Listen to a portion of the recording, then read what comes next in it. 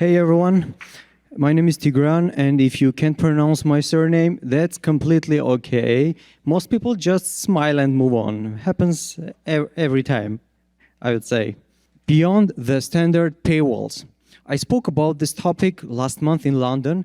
After the talk, a couple of well-known companies told me that they want to implement this strategy for their apps. This made me think that more people need to hear this. So raise your hand if you ever stayed up late, wondering how to optimize your conversion rates of your paywalls. Anyone? Okay, you are almost everyone. Okay.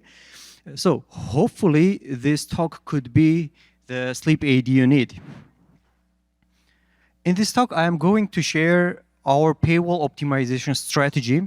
I will walk you through the experiment we ran, what we learned, what worked, and my goal is to give you some practical steps that you can apply right away. And cherry on top converting paywalls we have ever had. Let's jump in. The experiment.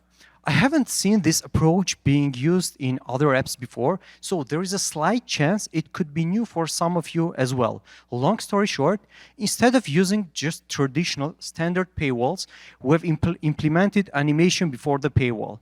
So we've tested animation plus paywall and paywall-only strategies, and our goal was simple: to create more engaging environment and see and measure the results on the conversion rates.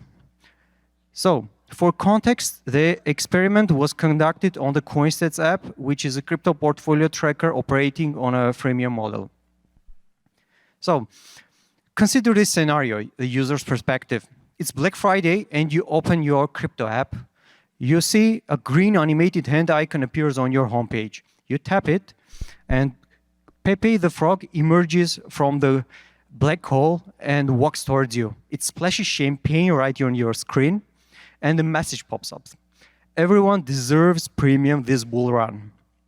Pepe winks at you and suggests you to buy CoinStats Premium, the premium subscription. I know what you are thinking. Don't tell me, show me. Here you go.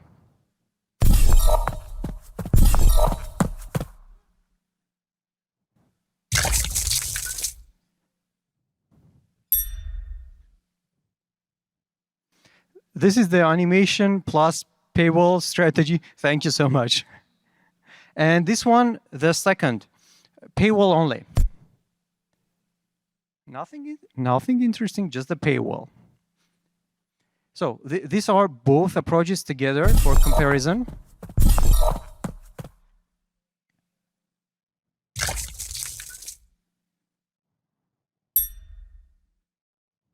Okay, the results.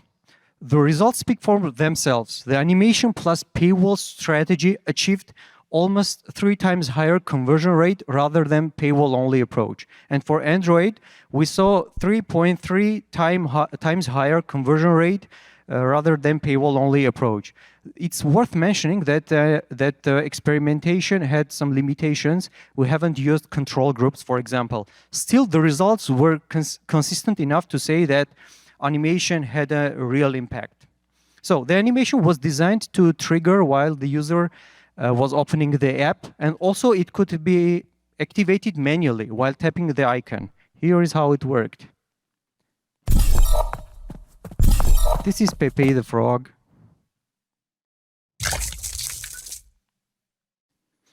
Yeah, the rest is the same. When we looked into icon click data, we saw that iOS users were way more interested in the icon rather than Android users. So this was the difference that it was hard to ignore, actually. What made this animation strategy effective? These are just my takeaways. I am sure that there are other factors as well, but these points probably played a big role in the results. The first one, the strong hook, in other words, grabber or thumb stopper. How often do you see a frog emerging from the black wall right on your app screen? Exactly. That was unexpected, and that what grabs attention. A strong hook is it's essential for any type of content nowadays. This campaign had 2 grabbing moments. One, the appearance of Pepe the Frog, And the second moment, splashing the champagne on the screen. These both created moments that stopped users and encouraged interaction.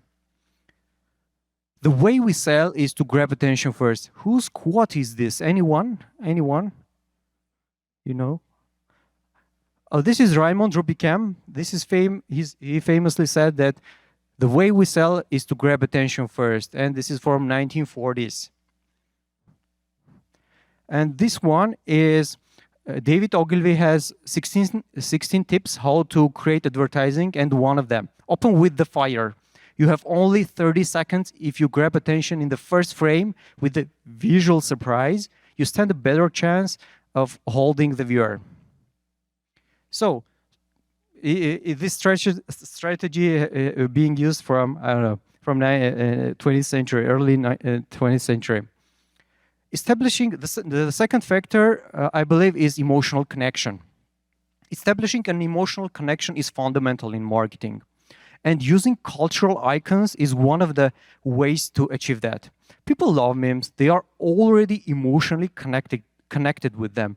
And our campaign tapped directly to that pre-existing connection. So, this is Roy Williams, the advertising legend. Show me what a person admires, and you will know how to connect with them.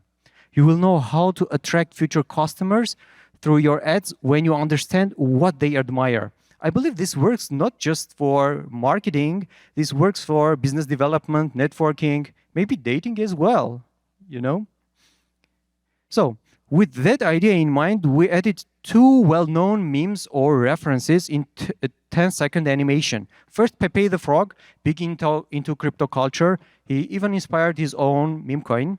Second, Leonardo DiCaprio's champagne scream from The Great Gatsby. Both were familiar, both were relevant. They helped us to connect with users right away. I've added this one as well. Neuroscientist Antonio Damasio found out that people with emotional-related brain damage struggle to make even simple decisions like what to eat, what to wear. So, and this is emotional-related brain damage. It's about physical damage in the brain. Another thing I thought about to share with you is Elmer framework by Reforge. This is the decision hill, how people make decisions. And they say our decisions start with the emotion, not logic. We justify and rationalize our emotions with logic, but logic does not lead the way, emotion leads the way. And later comes the motivation part, and I thought that we made it easier to get over the motivation hill for users by suggesting them discount. And later comes the reward, what people are getting from this. It's called Elmer Framework, and we were trying to help people just, and starting from 1940s up to now, it's still relevant. So the next factor I believe had an impact is Black Friday and the message. People love Black Friday, and we worked that theme into the campaign. Black champagne, tossed playfully on the screen. The headline, everyone deserves premium this bull run. Maybe this resonated as well, but who really knows? Another factor I believe we should take into account was the bull run. We call it a bull run when Bitcoin price is pumping and the people have a higher willingness to pay during that period. We should take this into account as well. Let's jump into the next campaign. For the New Year campaign, we were thinking about who can take the role of Santa Claus in the crypto space. So if crypto had a Santa, who would it be? And GigaChat. I know what you are thinking. GigaChat as a Santa Claus. He doesn't exactly scream like Santa Claus. He's big in crypto culture, actually. People love him. He's big himself as well, we know. We turned him into Santa, handing out big New Year discount as a New Year gift. GigaChat even has its meme coin. And actually, almost everyone and everything nowadays has its coins nowadays, even presidents. Any Trump meme coin holder in the hall? At least any Solana holder in the call? In the hall? Okay, okay. Yeah. Here is the icon. There you go.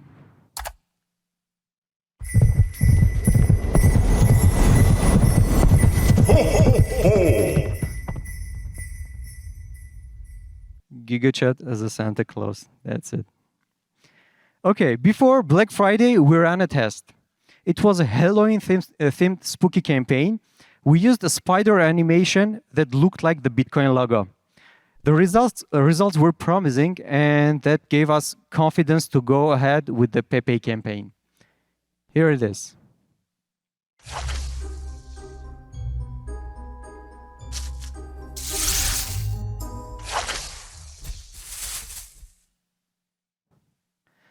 This was the Halloween campaign. Why did we think this approach could work, actually? Previously, we have done a couple of situational marketing campaigns in the app with memes, and some of them went viral. And we knew our audience, and we thought it could work. If you are interested in these campaigns, you can find out Inside Out Marketing on Substack for details. Yes, here we have changed the Bitcoin logo with Gary Gensler. Yeah. And here with Bobo the bear.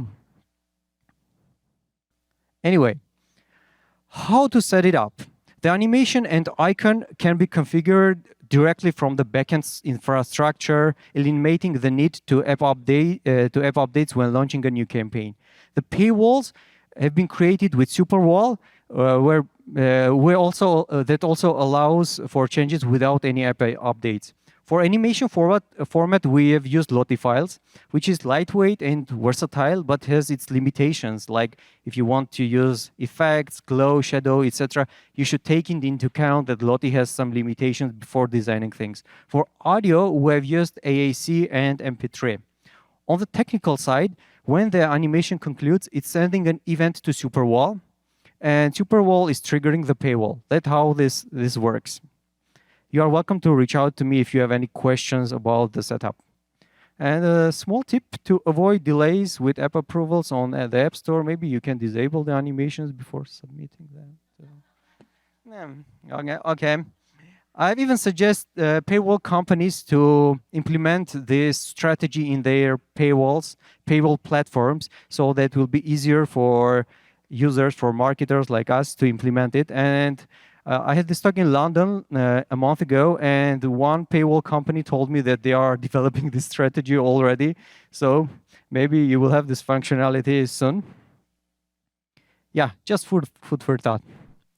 Okay, last but not least, top converting paywalls we have ever had. This one we call buy the dip. It's a crypto slang, actually.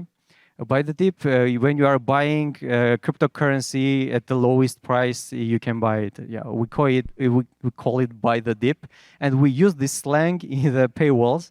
Also, I have tested this as a banner on Twitter ads, and it converted pretty well as well. So you can take this into account. This paywall works. This one we call a long video. We never thought that this long video would convert, actually, and because it's quite a long video, but we found out that people are watching it. So